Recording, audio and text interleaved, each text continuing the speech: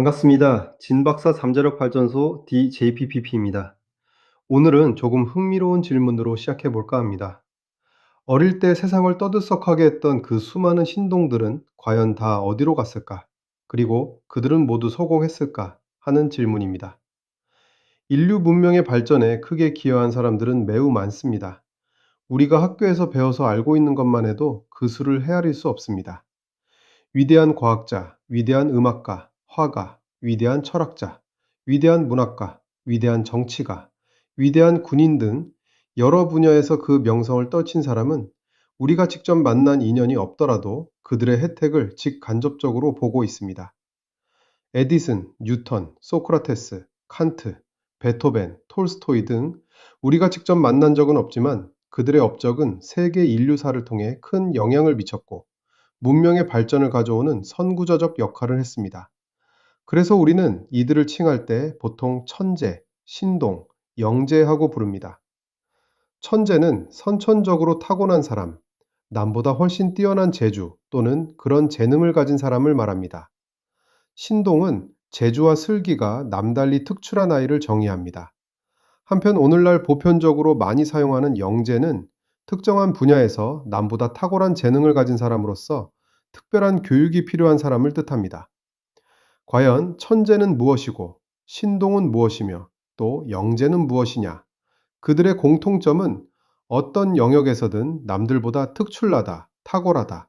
그러한 특성이 이른 시기에 나타난다는 것입니다.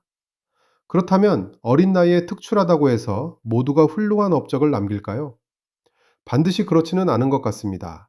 성공적인 케이스의 영재도 있지만 어릴 때에는 천재 혹은 신동이란 소리를 듣거나 세상을 떠들썩하게 했던 사람도 성인이 되어서는 그냥 평범한 사람으로 돌아가는 사례를 흔히 볼 수 있습니다. 이 그림은 김재은의 영재성 발현 유형을 나타낸 것으로 우리에게 시사하는 바가 매우 큽니다. 가로축은 태어난 후의 시간 경과, 즉 나이를 나타낸 것이고 세로축은 영재성의 성취 정도를 나타낸 것입니다. 즉 출생 이후 나이를 먹어감에 따라 얼마나 영재성이 발현되느냐를 표현하는 그림이죠. 첫 번째는 일치월장형으로 영재성이 보이기 시작한 이후 영재성의 발현, 즉 성취 정도가 나날이 크게 발전하는 경우입니다. 두 번째는 대기만성형으로 처음에는 영재성을 거의 보이지 않다가 상당한 시간이 경과한 후부터 영재성이 급속도로 발달해 나아가는 경우입니다. 세 번째는 사라진 신동형으로 어릴 때는 반짝했다가 어느샌가 평범하게 변해버리는 경우입니다. 이러한 사례는 드물지 않게 볼 수 있었죠. 3살 때 천자문을 떼고 몇 개 국어를 하여 우리를 깜짝 놀라게 하더니 서서히 모두의 관심에서 사라져버리는 경우가 있어 우리를 안타깝게 했습니다.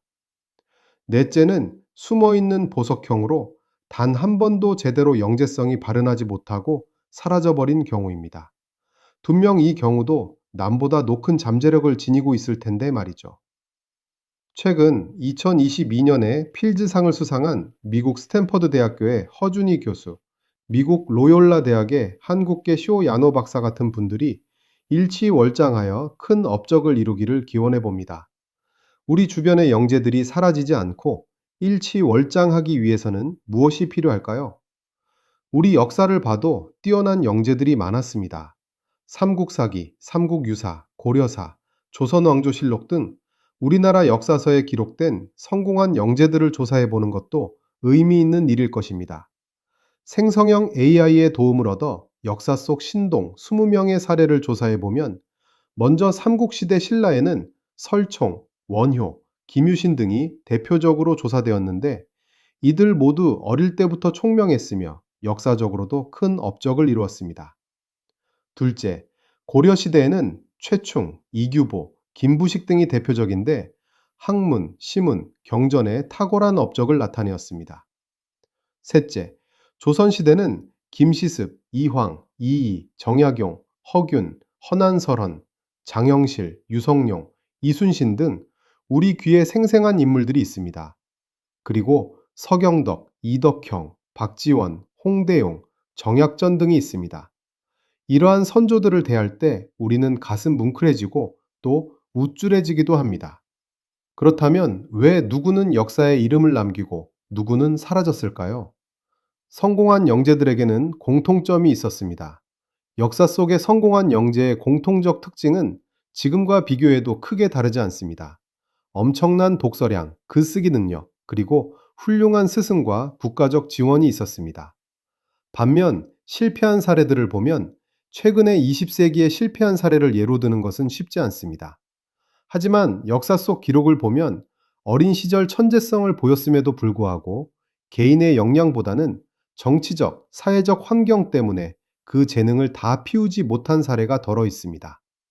물론 기록되지 않거나 조사에서 누락된 것도 다수 있을 것으로 생각됩니다만 김시습, 허균, 정여립 등은 어릴 때에는 정말 신동이었고 잘 성장해 나아갔으나 벼슬에 나아갔거나 성인이 되었을 때 정치적 연유로 좌절된 경우를 흔히 볼 수 있습니다. 조선시대 신동의 실패는 오늘날의 경우와는 사뭇 다른 정치적인 것이 주 원인인 듯 합니다. 시대를 막론하고 인재, 즉 영재를 키워서 국가 동명으로 쓰려는 노력은 계속되어 오고 있습니다. 그 정책적 노력은 바로 학교를 세워서 교육하는 것임은 당연하다 할 것입니다. 가장 아래 단계인 마을 단위의 서당부터 서원, 향교, 성균관까지의 체계적인 교육기관이 있었기 때문에 영재 교육이 가능했다고 볼 수 있습니다. 사실 역사서에 기록된 천재나 세계사적 인물들은 어쩌면 고도 영재의 수준 5에 속할지도 모릅니다. 즉, 10만 명당 1명의 확률로 나오는 영재이지요. 21세기 지식 기반 사회에서는 아마 서양의 중세시대나 우리나라 조선시대보다 훨씬 더 많은 영재가 있을 것입니다. 우리나라에는 일반계 학교에도 숨어 있을 수 있지만 전국의 20개 과학고등학교와 8개 영재학교에서 열심히 영재성을 키우고 미래 역량을 개발하고 있습니다. 이야기를 처음으로 돌아가서 4가지 유형의 영재들이 사라지지 않고 또 숨어서 잠자지 않고 그들의 잠재력을 최대로 개발하여 성공적인 삶을 살기 위해서는 어떻게 해야 할까요? 또 일치월장하거나 대기만성하기 위해서는 어떻게 해야 할까요? 위 그림의 붉은 사각형 안에 유전적 특성과 신체적 유형에서 특이성을 발굴해야 하며 성장 과정에서 개인적 특성과 환경적 요소를 잘 반영해서 학습, 연습, 경험을 통하여 영재성을 개발해야 할 것입니다.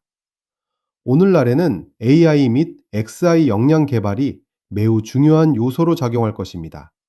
특히 유아기 내지 취약 전 아동의 경우 자녀의 영재성을 발견하는 데에는 부모의 역할이 가장 중요하며 학령기에는 교사의 역할이 중요함을 두말할 필요도 없다고 할 것입니다. 한편 아무리 신동이던 천재이던 영재이던 간에 자연 상태로 방치해서 성공하는 사례는 결코 있을 수 없으며 전번 세션에서 강조한 수월성 교육 차원에서 영재성을 가진 아이를 발견하는 관찰적 노력, 개인적 특성을 고려하고 환경 요소를 조성해야 할 것입니다. 토마스 에디슨은 천재는 1%의 영감과 99%의 노력으로 만들어진다고 했습니다. 아무리 영재성을 갖고 있더라도 부단한 노력, 즉 과제 집착성을 가져야 한다는 말과 같다고 볼 수 있으며 시경과 논어에서 나오는 절차탕마의 각고의 노력이 있어야 할 것입니다. 감사합니다. 곧 다음 편에서 만나 뵙겠습니다.